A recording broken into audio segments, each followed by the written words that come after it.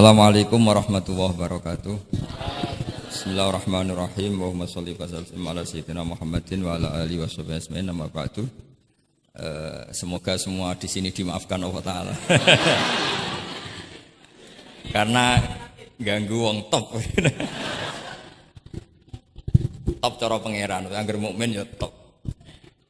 Begini ya, jadi saya tahu banyak foto-fotonya Mbah Mun ketika sama Ki As'ad. Bapak saya kandung juga pernah di sini ketika muktamar 84, beberapa keluarga termasuk Ki Ahmad Siddiq karena beliau juga turunan Lasem. Yang jelas kenangan kita dengan Ki As'ad itu banyak, dari bapak, dari guru, kemudian beliau juga ngaji di Sidogiri. Saya juga dapat keluarga Sidogiri, banyaklah hal-hal. Tapi yang saya pastikan memaklumatkan diri sebagai Ma'had Ali itu entah keangkuhan, entah jujur, tidak tahu. Karena Ali itu maknanya kelas tinggi. Kelas tinggi itu bisa kelas tinggi ilmunya atau kelas tinggi ya macam-macam. Tapi saya beri contoh. Ini ya, Wahid kan masih kecil tak panggil Wahid saja. Ini tak beri contoh. Ini kitab Minhajut Thalibin. Ini saya belajar tak takriri sampai seperti ini. Ini bisa dilihat ini. Hampir di semua kitab saya, kitab-kitab induk, entah itu fikih, entah Ihya, entah Hikam, itu pasti ada takrirannya. Karena tadi saya sudah komplain sama Pak Khairuddin, keputusan fikih udah ada khilaf itu gak keren kata saya itu. Karena bawaannya fikih itu khilaf. Saya beri contoh ya. Di sini fikihnya kan diajarkan kan Fathul Wahhab ya.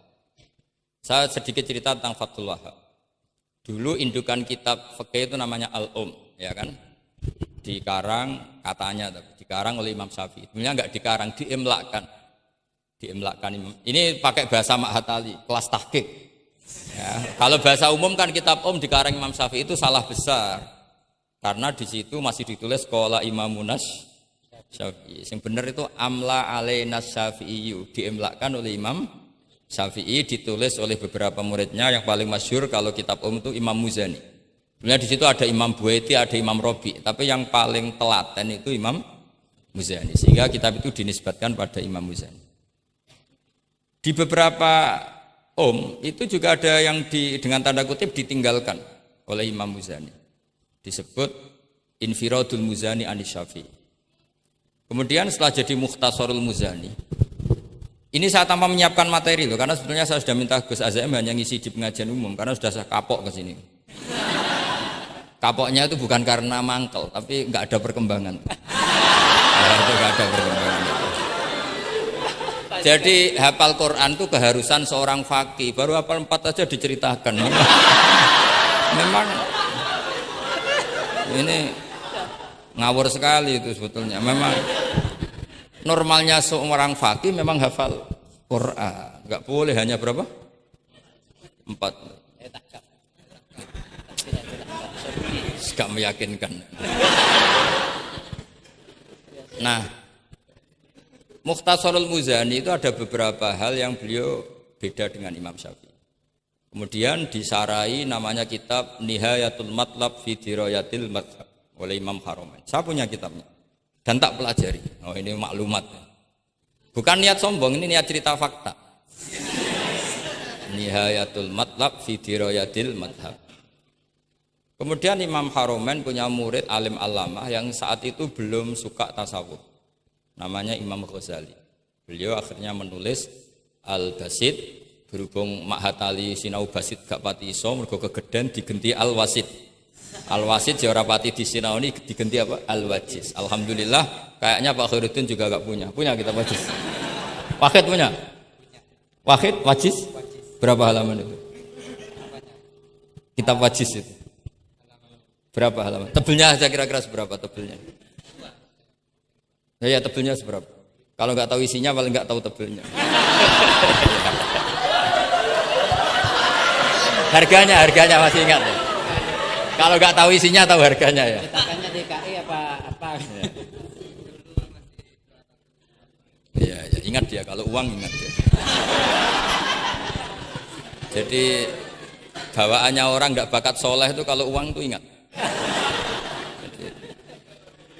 Terus setelah itu diringkas lagi sekaligus ada kritik tertentu, komplain tertentu disebut al-muharrar. Jadi memang syaratnya fikih itu harus ada yang komplain karena nggak bisa final. Disebut apa? Al-muharrar. Al-muharrar itu ya sudah dinamain al-muharrar yang sudah diteliti oleh Imam Rafi'i. Ada yang komplain lagi ya setengah sarah tapi setengah komplain. Namanya Minhajut Thalibin. Minhajut Thalibin dikomplain lagi di era Syekh Zakaria Al-Ansari. Dari masdar dengan jamak mudzakkar salim diganti manhajut thullab. Ya maknanya sama, minhaj sama manhaj maknanya sama, thalibin jamak mudzakkar salim, thullab jamak taksir.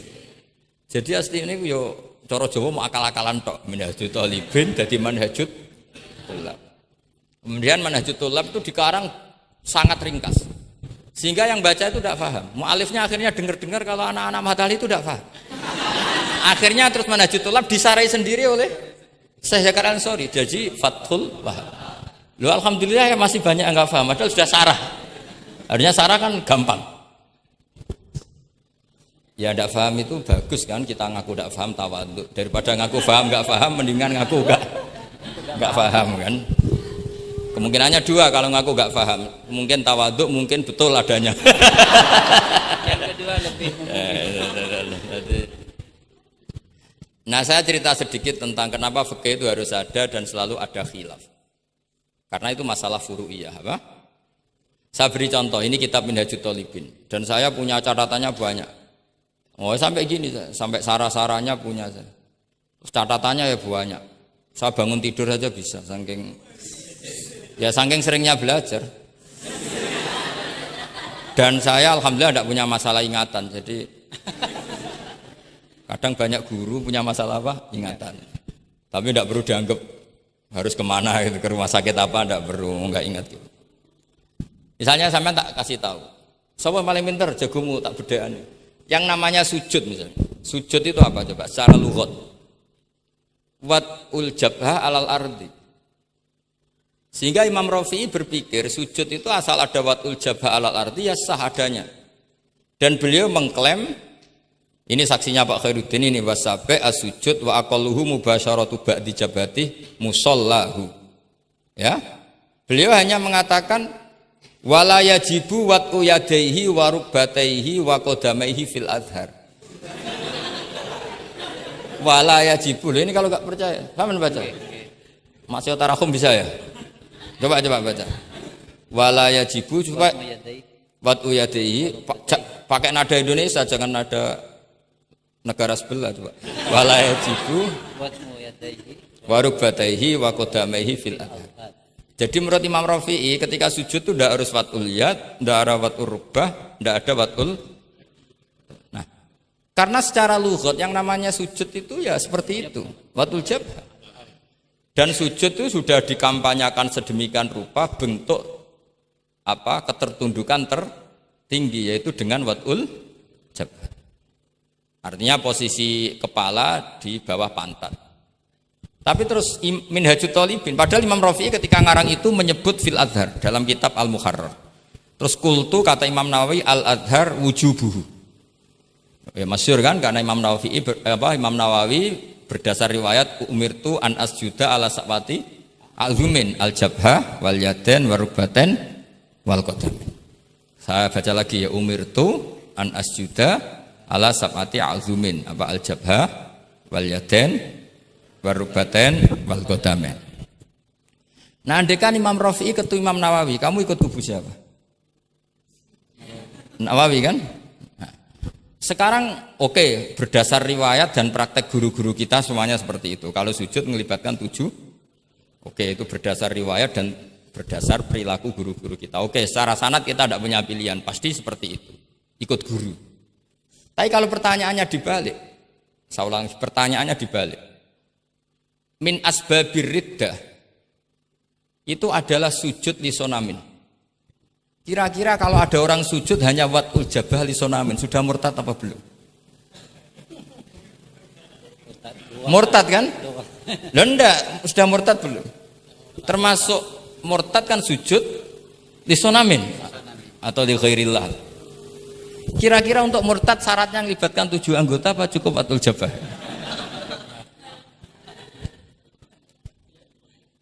untuk sah menjadi murtad. Ndak, misalnya kamu, jangan kamu lah, kamu potongan ndak mungkin murtad insya Allah lah. Misalnya ada orang murtad dengan cara murtad yang fi'li, contohnya apa? Kasujudin lisonamin. Murtad kan ingat masih ada 3 kan, i'tiqadi, qauli, fi'li. Yang fi'li contohnya kasujudin lisonamin. Untuk menjadi sah murtad itu nunggu 7 anggota apa salatul jabah? Enggak jawab, jangan ngawur saja Kak, biasanya aja. Udah enggak usah. Kan biasanya ngawur terus enggak apa-apa, masih anak-anak aja. Hati-hati aja tetap ngawur apalagi.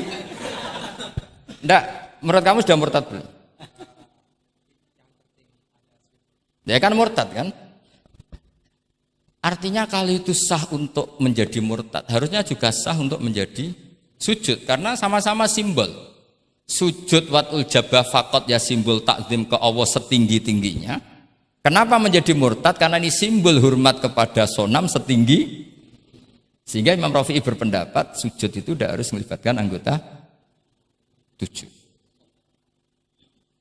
Ya kira-kira gitu logi. Makanya tadi saya juga matur Mas Hasan, piye gurumu mbok kanyamu lah, guru keduren. Maca fikih ora ana khilaf iku fikih apa? Fikih ben seru itu harus ada khilaf. Ya ini sama yang baca supaya jadi seksi. Kalau menurut Imam Rafi'i seperti itu. Enggak, ya harus jadi wala yajibu ini. Enggak akan keliru. Tadi kan sudah tak baca. Wala yajibu wad'u yadayhi wa rukbatayhi wa qadamayhi fil adhar. Imam Rafi'i di Muharrar terus qultu al adhar wujubuhu. Ya kan sama-sama bilang al-adhar. Imam Rafi'i bilang enggak wajib ya al-adhar. Imam Nawawi bilang wajib ya al-adhar. Kamu partai ditutup wallahu alam. Oh iya.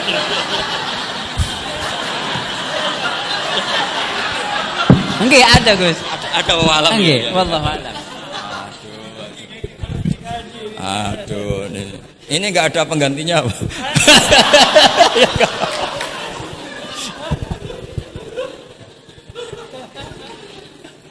Jadi fikih itu mau tidak mau harus khilaf karena sudut pandangnya seperti itu. Misalnya sopan itu baik. Misalnya saya di sini, kiai kamu saking sopannya itu dodok mulai sana itu bagus. Tapi nak kiaimu apa kepleset terus kue sopan. Sedang kiaimu kesemper lagi dok. Sehingga kita sebagai kiai itu mikir sopan itu bagus. Tapi kalau berlebihan kan tidak efektif kan. Cong aku pengen jedeng tuntun kayak kokono. Kalau sini tuh kan deprok terus melaku ke sini. Jadi makanya ya kita harus ngeritik juga. Sopan berlebihan juga akhirnya ada efektif. Cong sedang kiaimu tiba mati kayak lagi dok kan gitu kan. Nah, sekarang perempuan juga gitu. Mbak-mbak yang cantik tuh baik sopan apa baik tidak sopan? Baik tidak sopan. Karena kalau sopan sama Pak Wahid, ayo sopan, mesti eling terus raiso turun. Tapi nak rasopan, seneng aku, gaji ini Mahatali mau piro. Itu langsung lupa. Dan itu bagus karena melupakan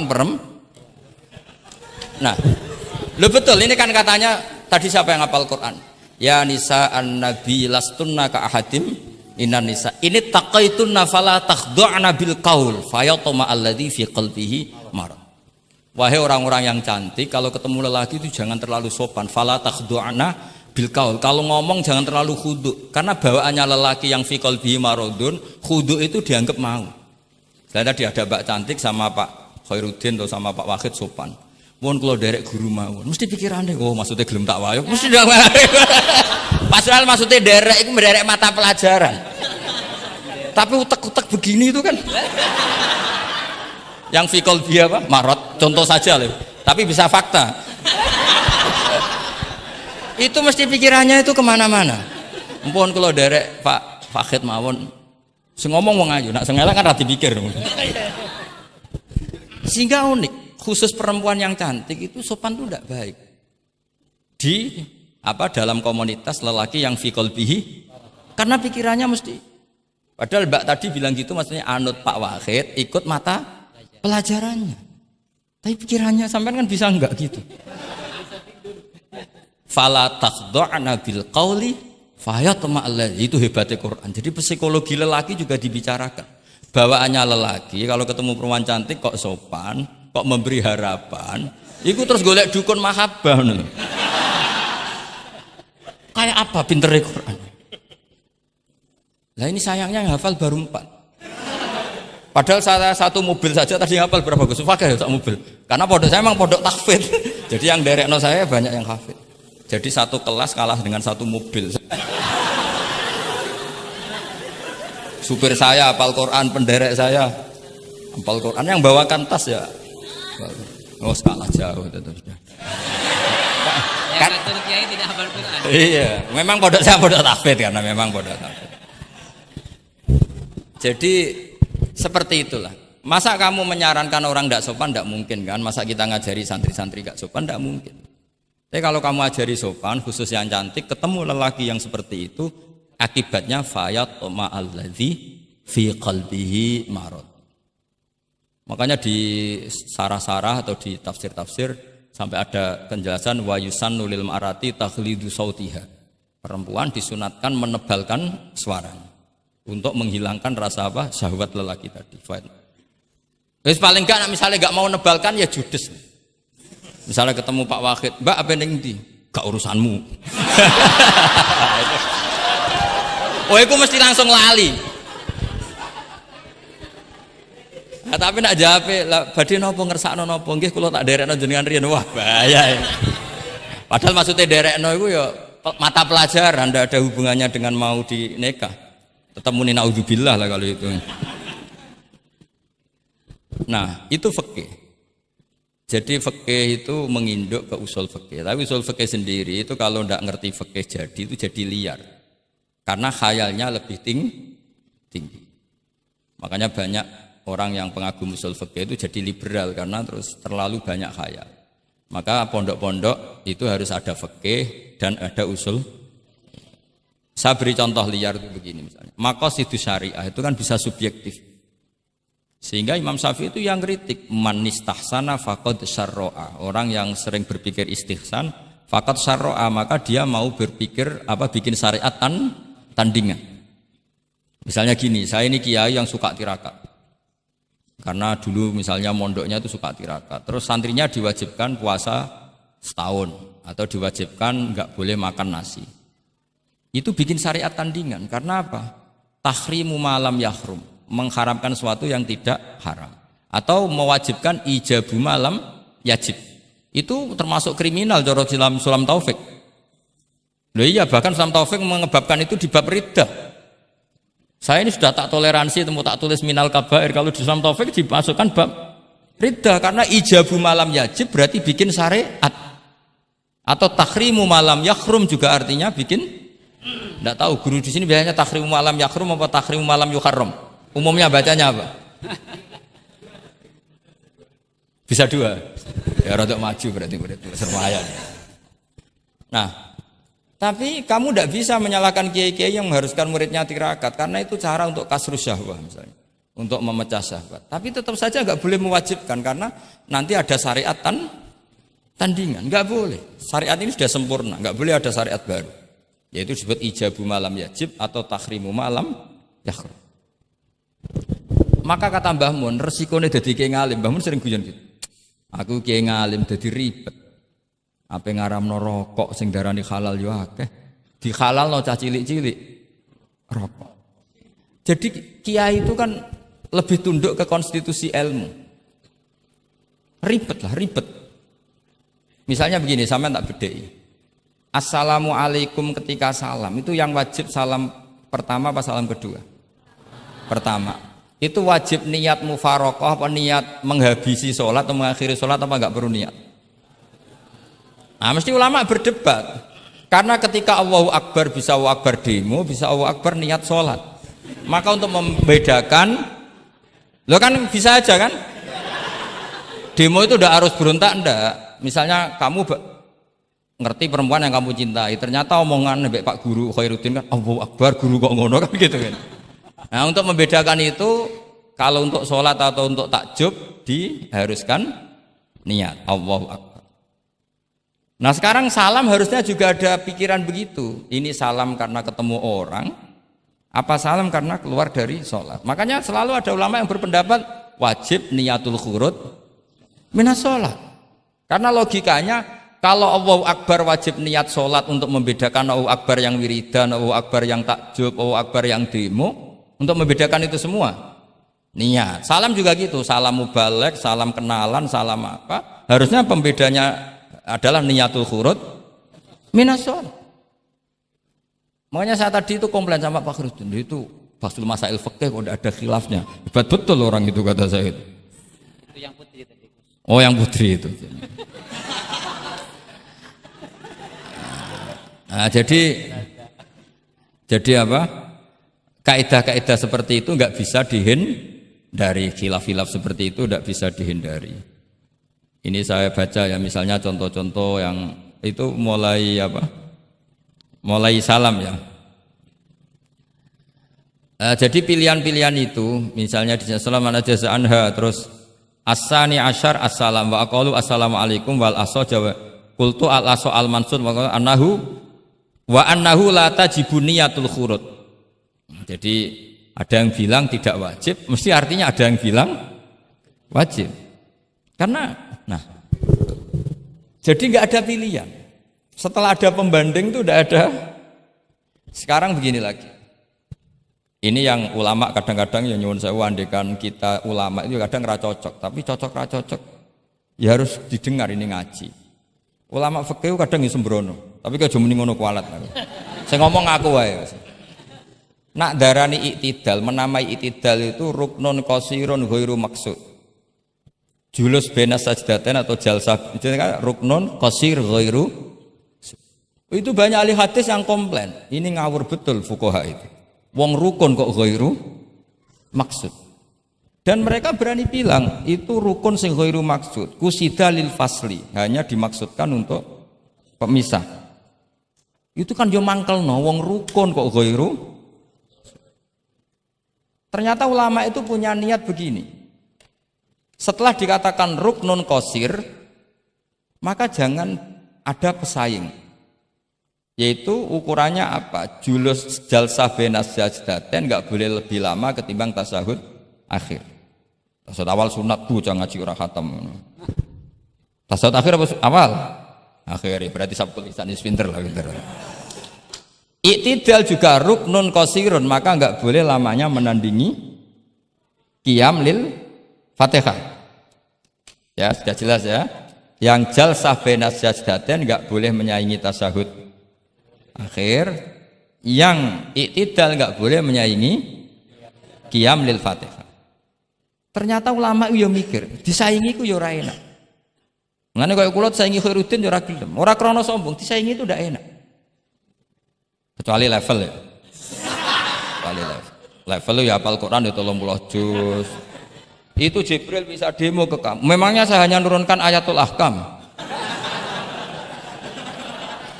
Enak saja milik. Memangnya selain ayatul ahkam enggak menarik. Itu kalian semua pasti berhadapan dengan Jibril.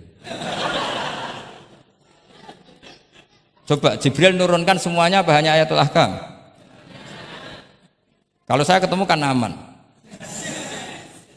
Walaupun dia head sana kadang masih belum lengkap setoran. Iya bahaya kamu itu. Nah, ketika wajib gak mau disaingin, ini ternyata menginduk ke mazhabnya Abu Bakar. Abu Bakar As-Siddiq. Di antara sifat Allah paling keren itu la syarikalah. Di mana-mana zat yang top itu gak mau saingan, dan itu normal karena memang nggak ada yang setara dengan Allah. Suatu saat Abu Bakar itu pulang. Ini nanti saya cerita fikih banyak. Kamu pasti setelah ini tambah pinter, tak jamin.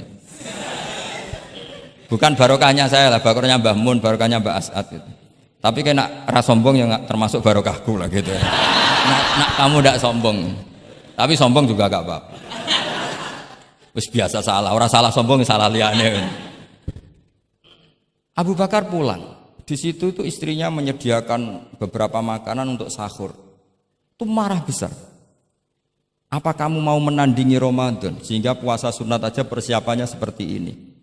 Bahkan sebagian riwayat itu beliau memukuli kidrun, jadi itunya ada yang dirusak lah kira-kira gitu.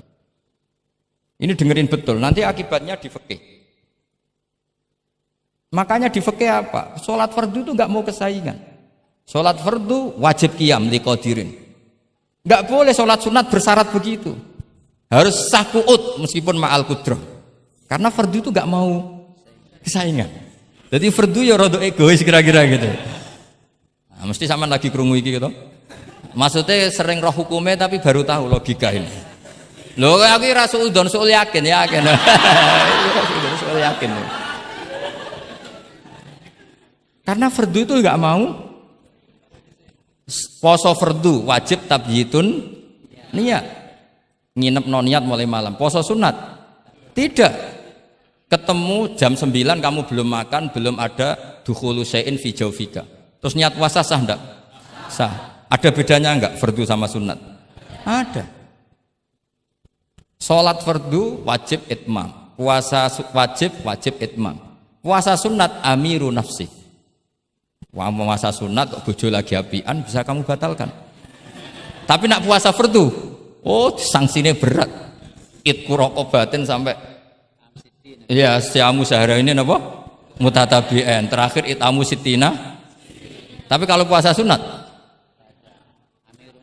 amiru nafsi, kamu terus nggih monggo, ndak terus intinya fardu itu nggak mau disaingin. Batin fardu cek egois kata saya. Nah, Abu Bakar sampai begitu. Ono wong poso sunat kok sampai nyiapno buka, nyiapno sahur, ku marah. Bahkan marahnya nggak sekedar di hukumnya, di perlakuannya. Kamu itu memperlakukan puasa sunat aja kok kayak memperlakukan fardu. Hanya di menunya, di persiapannya. Dan ternyata Imam Syafi'i benar, ternyata di hukumnya juga harus beda. Misalnya tadi, qiyamul qadir fil fardi wajib qiyam. Tapi kalau sholat sunat, boleh ku'ud walau ma'akul kudroh alal qiyam. Jadi ini ulama. Ini perpaduan usul fikih dan fikih. Jadi fardu itu ya agak angkuh lah kira-kira gitu. Angkuh itu kalau baik namanya izzatun nafs. Memang harus beda. Lah di sini. Nah, di bab zakat juga sama. Ukuran wajib itu apa? Akhdhal imamu qahron atau la yuqta'u yadu sariki. Ben kita tambah pinter. Tetap goblok ya ora apa-apa zaman akhir, tapi kita tak pinterno sithik lah. Ketika seseorang diputuskan wajib zakat, kok tidak mau zakat? Efek hukumnya apa? Akhdhal imamu qahron. Imam boleh ngambil paksa. Atau kalau mustahik itu nyuri dengan kadar yang memang jatahnya la tuqta'u yadu. Mergo ana syubhatul milki. Jadi, paham ya? Jadi sampean misalnya fakir, tanggane Pak Khalidin gak gelem zakat, nyolong jatah. Andaikan dia lomo mustahik kamu itu dapat sekian.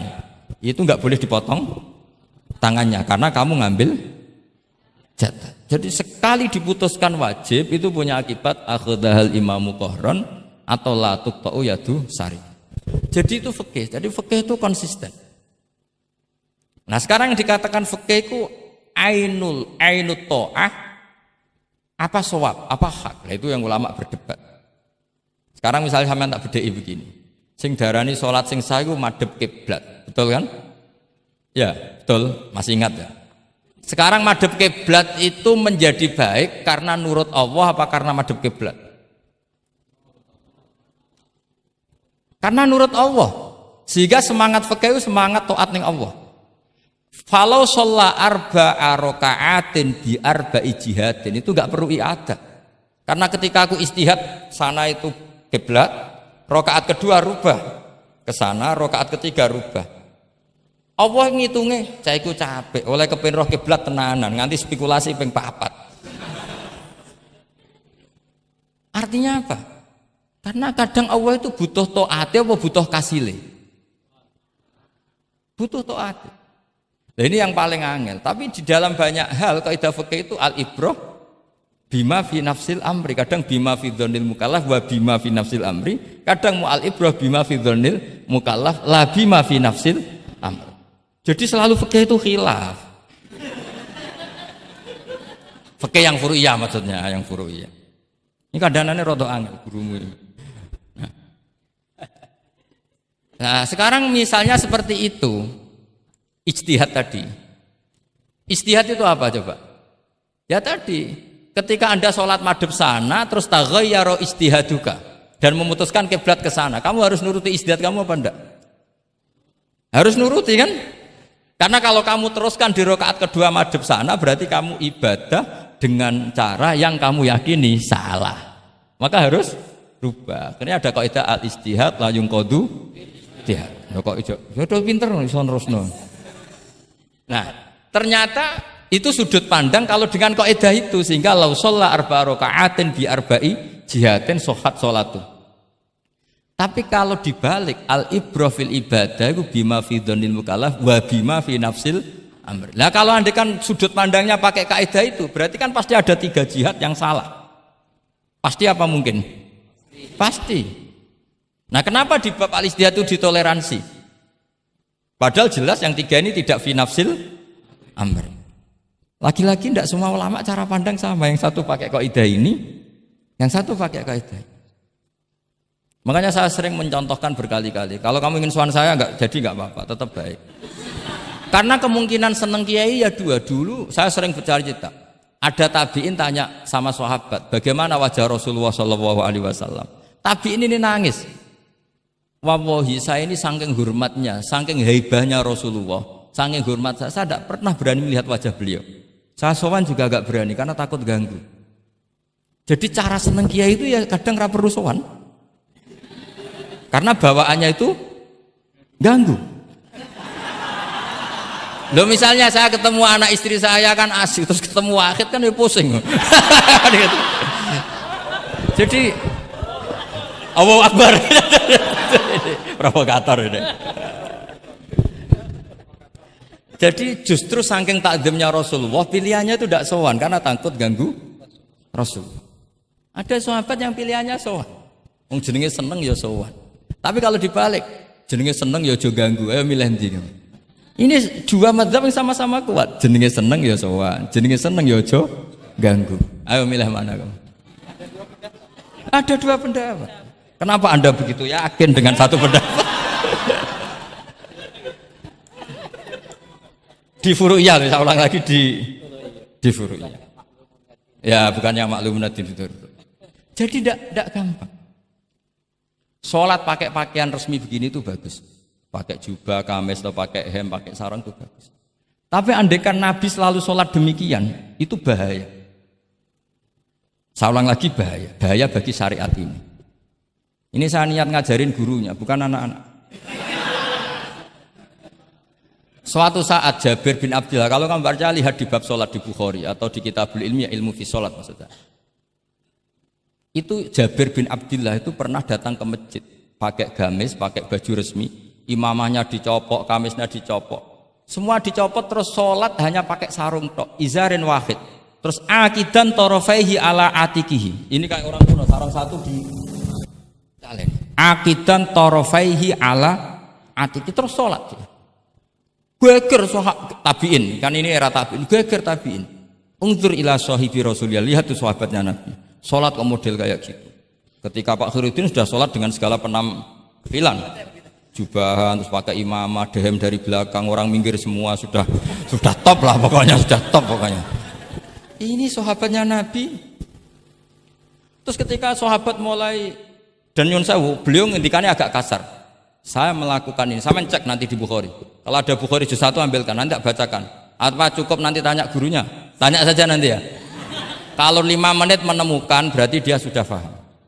Kalau ngasih waktu 1 hari masih cari-cari berarti. Ukurannya gampang. Kalau saya setengah menit langsung ketemu. Nanti ya cukup gurunya ya, nanti kasihkan. Kalau bilang besok berarti belum tahu. Tapi kalau 5 menit kok ketemu ya sudah lumayan. Kata Jabir bin Abdillah, saya melakukan ini liyaroni al-ahmak misluk. Keras sekali. Saya melakukan ini supaya orang ahmak kayak kamu itu tahu. Ahmak itu terjemahnya nggak usah diterjemah. Ya play jahil atau teman akrabnya apa? Jahil yang agak kebablasan itu namanya apa? Ahmak. Jahil yang ya sudah seperti itu. Ternyata itu berkahnya Masya Allah sampai sekarang. Beliau terus ngendikan, ra'aitu Rasulullah sallallahu alaihi wasallam yusolli hakadha akidan tarafai izari ala atiki. Andaikan itu enggak pernah dilakukan seorang sahabat yang bersaksi Rasulullah pernah melakukan itu, maka kita akan menganggap sholat jubahan resmi seperti itu menjadi syarat sah. Pakai hem seperti ini resmi menjadi syarat sah.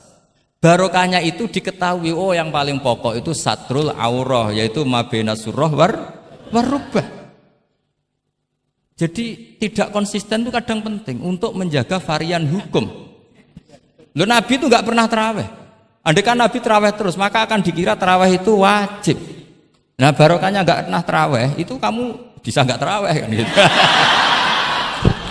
Maksudnya ya boleh nggak terawih. Ya, kalau nanti pengurus mewajibkan, carikan takbir sulam taufik ijabu malam. Bisa masalah besar itu. Nggak. Ini cerita ilmu, nggak cerita perilaku. Nggak. Ini cerita ilmu, nggak cerita apa? Perilaku.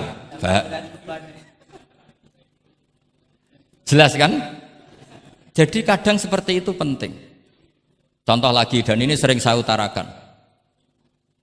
Ketika Nabi Fathu Mekah, tofa ashabu jami'an, itu musyatan. Semua ketika tawaf itu jalan kaki. Tapi Nabi itu unik.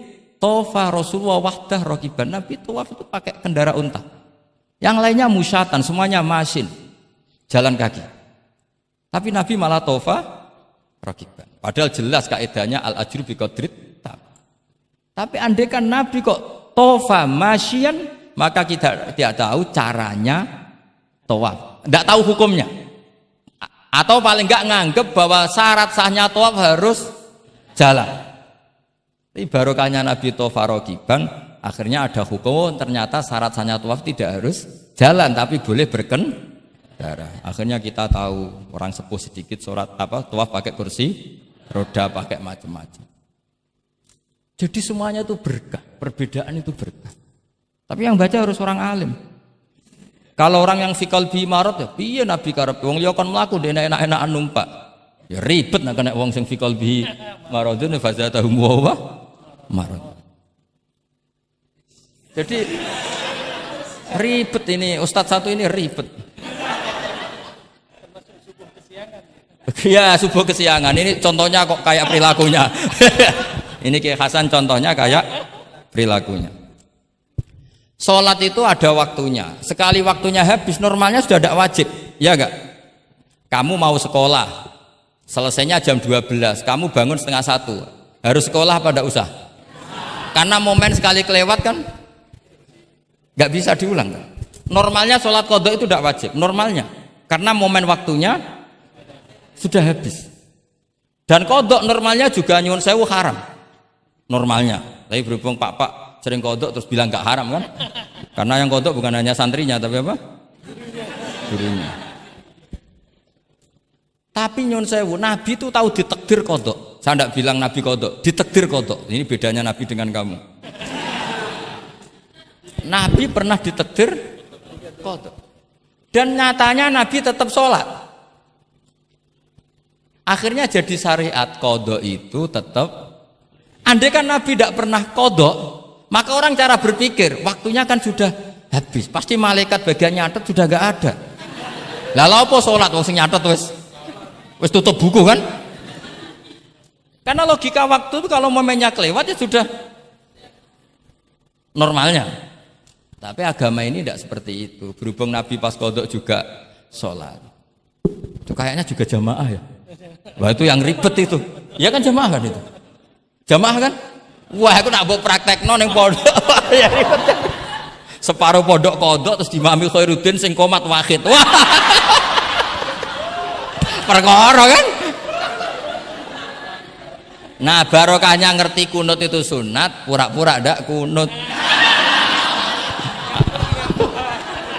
Akhirnya kayak orang baik kan? Yaitu mau melakukan sholat duha. Ini ya akhirnya guru saya sedang sholat duha. Itu husnudon yang gioblok.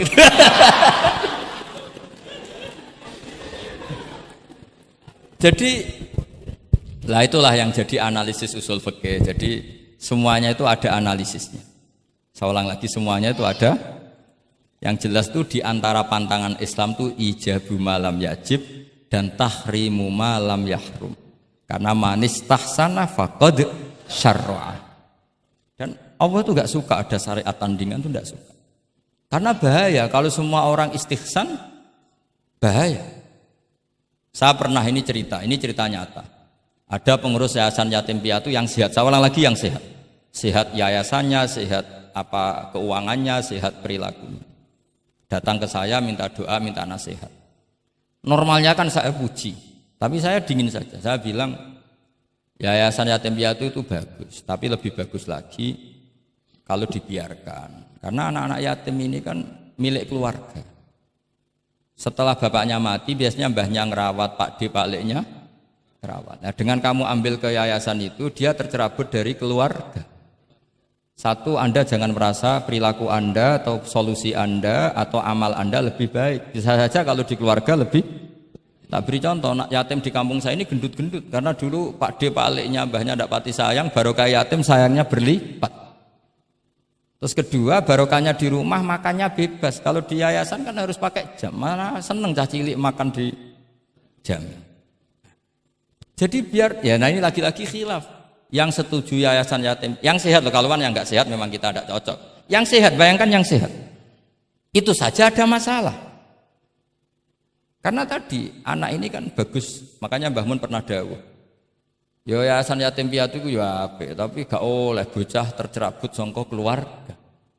Nah ini kalau kita mentasrek terus semua anak diambil terus gak tahu Pak D-nya siapa, mbahnya. Meskipun ditulis tapi kan gak semudah itu, ingat kalau hanya sekedar di catatan dokumen kan. Tapi kalau dibiarkan di keluarga ngundang Pak D, Pak Le, mbah dan sebagainya. Jadi gak bisa misalnya kamu bahas masalah gimana hukumnya mendirikan yayasan yatim piatu. Terus kamu bilang sunat mutlak, tidak bisa, karena di sini ada unsur tadi. Kak sampean mondok ini sunat apa enggak, Pak mondok? Ya bisa wajib, bisa sunat, bisa haram. Karena yang haram misalnya gini, kamu di kampung kamu itu andalan, tidak ada orang baik kayak kamu, tidak ada yang bisa ngaji kecuali kamu. Enak-enakan mulang neng pondok, mergo keren timbang mulang neng kampung, mau wong telu. Makanya Mbah Mun kalau guyon sama saya masih ingat betul lagi. Jadi kiai yo latihan, aku tahu keliru kata Mbah. Tak pikir keliru apa? Anak perainan ditanya Mbah Mun, "Cung perainan kok ning pondok?" Mbah Mun sempat kusnudon kayak cah sregep, wong perainan kok ndak pulang. Ternyata, "Lho perainan kok ning pondok, Cung? Kok sregep temen?" "Mboten, Mbah, nate ngomah kan ngarit." Ternyata. Jadi kusnudon itu kadang gitu. Semenjak itu Mbah Mun kalau ada perainan, "Cung, mulai Cung ben kenal wong tuamu." Jadi malah dibalik.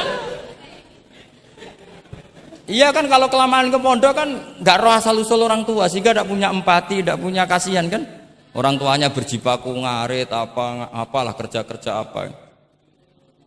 Nah ya artinya terus kamu tidak bisa. Semua santri yang perenan tidak pulang berarti santri baik. Sebetulnya tidak mesti juga. Santri takut ngarit kan gitu. Ini namanya sudut pandang gitu. Jadi masalah-masalah furu'iyah itu tidak bisa tidak seperti itu. Nah, sehingga kita tahu di kitab Mahali atau di kitab beberapa kitab fikih mesti kaul awal, kaul sani, kaul salis dan sebagainya. Karena ini masalah sudut pandang. Wali nikah misalnya. Wali nikah itu kalau fasik sah apa enggak? Wali mujbir. Ada ulama yang mengatakan kalau wali mujbir fasik tetap sah jadi wali. Likamali syafaqatih, karena seorang wali ini pasti sangat sayang, meskipun fasik dia orientasi tentang anaknya tetap bagus. Ada yang bilang enggak, kalau fasik harus dicabut hak walinya. Di mana-mana orang fasik sudah error. Jangan-jangan karena dia pemabuk atau karena dia tukang judi, pikirannya dapat menantu yang kaya meskipun tukang judi. Bahaya ini kalau diberi hak wilayah atau hak wali. Makanya ulama mengatakan sekali fasik dicabut. Nah ya yang satu memandang umumnya orang tua meskipun fasik tetap likamalis. Tapi kata siapa di sosial itu mesti semua orang begitu apa tidak mesti? Tidak mesti. Makanya kalau saya ini mengatakan cabut saja. Li'annahu la yu'manu ayyadu'aha inda fasikin misli. Karena siapa yang bisa menjamin kalau dia tidak mengawinkan putrinya dengan orang fasik yang sejenis? Orang fasik pasti komunitasnya juga fasik, dan dia nganggap orang fasik itu tidak problem, wong dia sendiri fasik. Wes dok untuk iki capek, jebule capek sing tahu ngutangi ning nggon judi. Karena dia punya ukuran apik versinya dia.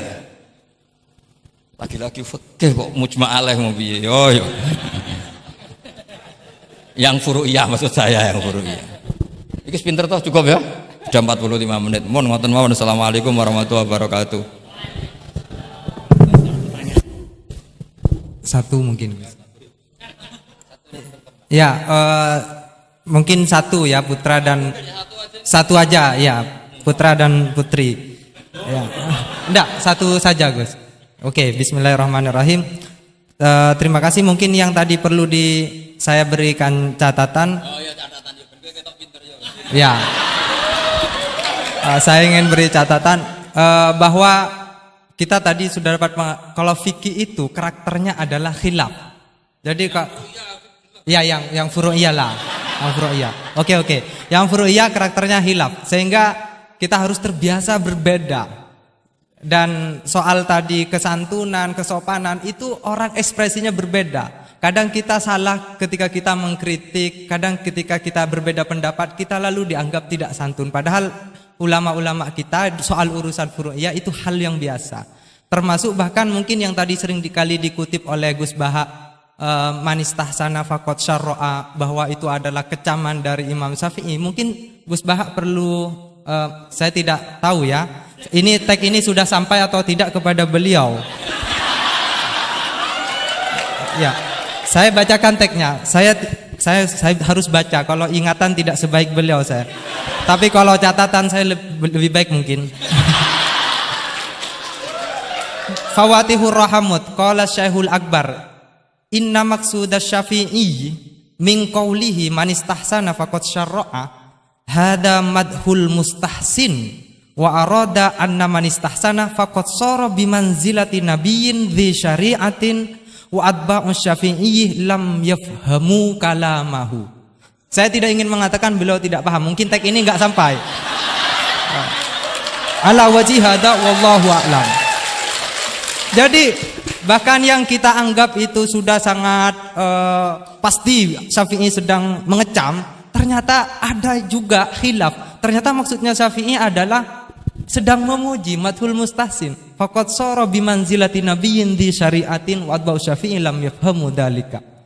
Walaupun wallahu a'lam. Ya, tapi poin-poin saya adalah akui bahwa ada perbedaan, gitu kan.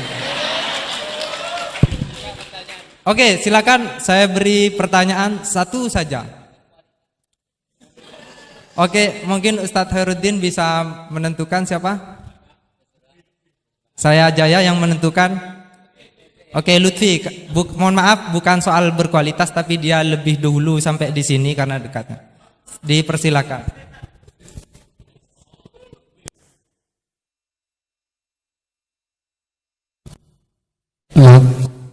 Assalamualaikum warahmatullahi wabarakatuh. Haji Ahmad Bahauddin Nur Salim atau yang lebih dikenal dengan Gus Baha yang saya takzimi, dan semua guru-guru saya yang saya hormati. Kita banyak mendengar tadi bahwa di dalam fikih yaitu furu'iyah itu sudah terbiasa terjadi khilaf di antara kalangan ulama. Ada satu redaksi yang bagi saya cukup ada satu yang menurut saya diantaranya di dalam Bujairami al-Khatib.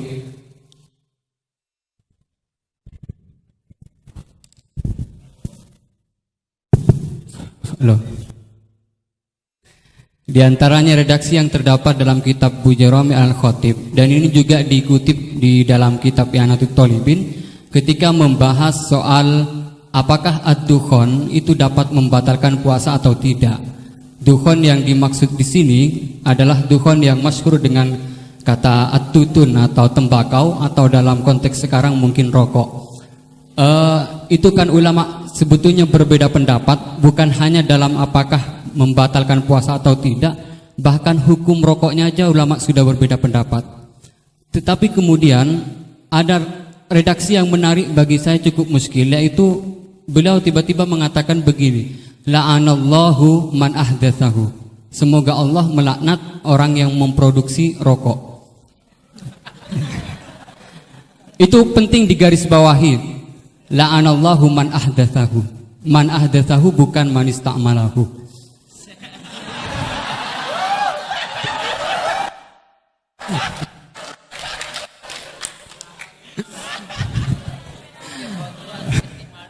Ini cukup kriminal karena ngomongnya di dalam pesantren yang cukup itu menjadi di negara Indonesia. Kenapa ini ada laknat semacam ini? Karena katanya fa innahu minal bid'il qabihah. Tetapi maksud saya, kenapa ulama ini sampai melaknat padahal hukum rokok itu saja merupakan furu'iyah yang memang sudah sewajarnya terdapat khilaf. Sementara saya sebagai santri NU Tulen itu mengenal memiliki ulama-ulama yang atau kiai-kiai yang luas, yang bukan hanya tidak mau mencaci maki apalagi sampai melaknat, bahkan mengkafirkan pun itu merupakan pantangan. Sehingga pertanyaannya ini unik, setelah saya cek juga ada dalam kitab Kasyifatus saja yang kita tahu itu pengarangnya orang Indonesia, walaupun mungkin NU belum hadir pada saat itu.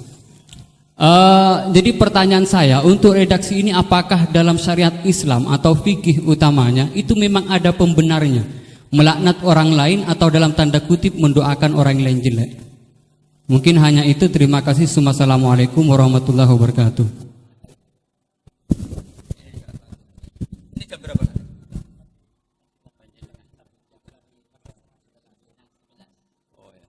Bismillahirrahmanirrahim. Semoga Allah mengampuni Pak Wahid. Itu takbir itu ngawur sekali. Itu Syekhul Akbar, yang dimaksud di situ Ibnul Arabi. Itu termasuk statement sing mimma yuhaddaru bih. Jadi yuhaddaru anhu. Termasuk fatwa-fatwa yang orang harus menghindari. Apalagi itu justifikasinya wa atba'u Syafi'i la yabamuna. Sampean lihat di semua kitab usul fikih itu masyhur itu ibtalul istihsan. Termasuk di kitab Sayyidina Muhammad Syari'atu wa al-Khalid. Semua kitab usul fikih Imam Syafi'i menolak istihsan apa menganjurkan? Menolak.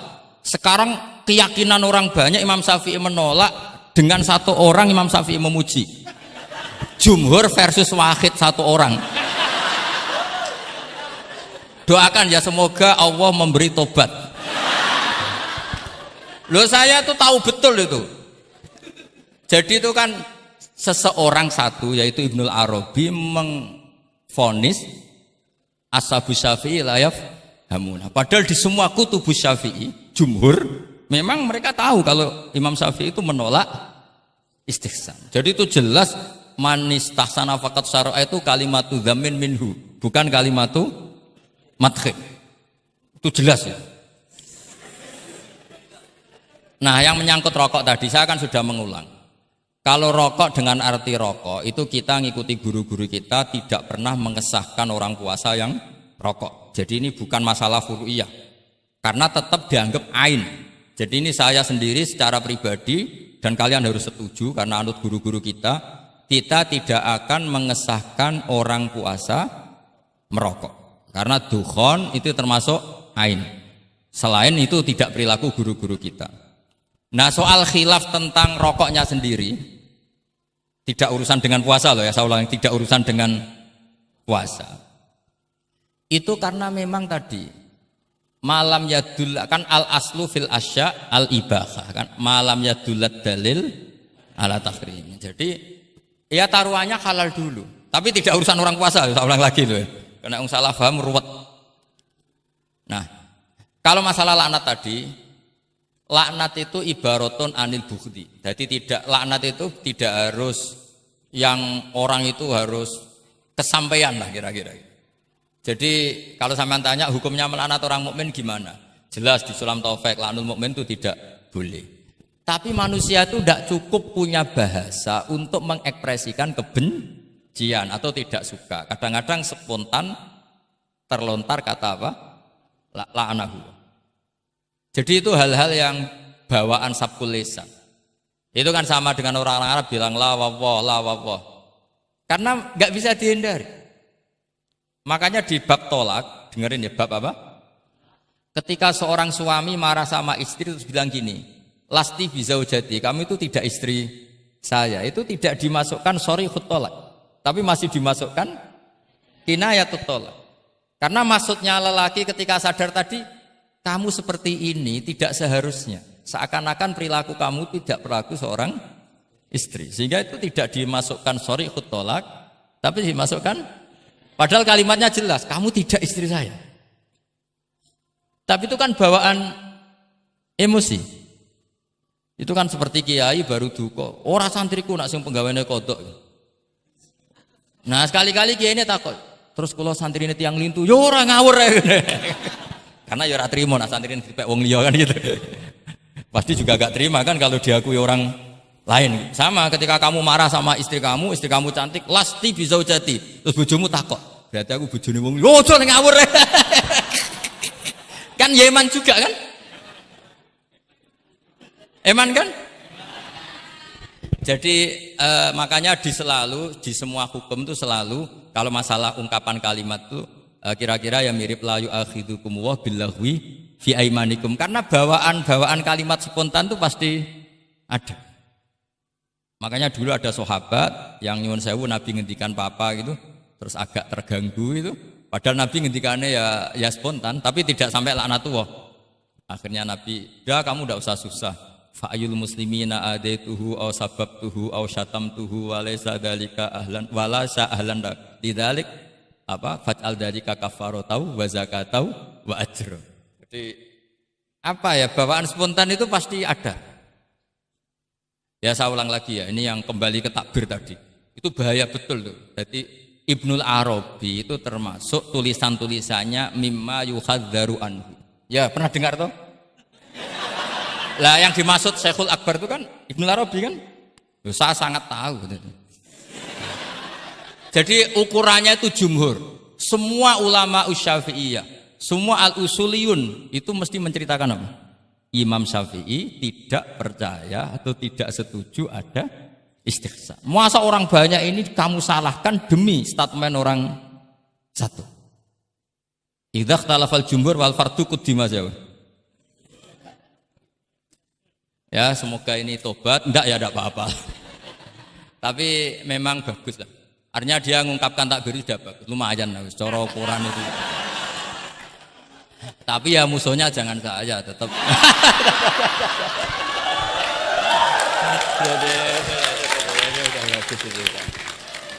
Kalau ada yang jauh seperti Abdul Wahab Wartab memadukan yang dimaksud. Oh enggak mungkin, itu memang salah.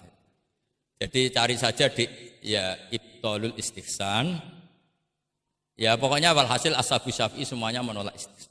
Wong Imam Syafi'i butuh gini. Kalau nanti ada istihsan yang baik, mintanya Imam Syafi'i jangan katakan istihsan, itu masuknya kias. Karena kalau kias kan ada makis, nginduk ke makis aleh. Lah makis aleh ini ada nasnya. Pokoknya butuh Imam Syafi'i itu jangan sampai orang tercerabut dari akar Quran dan hadis, kemudian istihsan dengan subjektivitasnya sendiri. Dan itu kalau pakai subjektivitasnya sendiri namanya fakot syarro. Dong ya ini. Oh, alhamdulillah. Tapi ini sudah pinter loh ya, jangan terus. Ya, jadi ini menghormati Jumatan yang jelas. Ini sudah 2 kali sudah cukup tuh, sudah pinter. Iya sudah. Loh, provokator. Nggih wonten ditutup Al-Fatihah.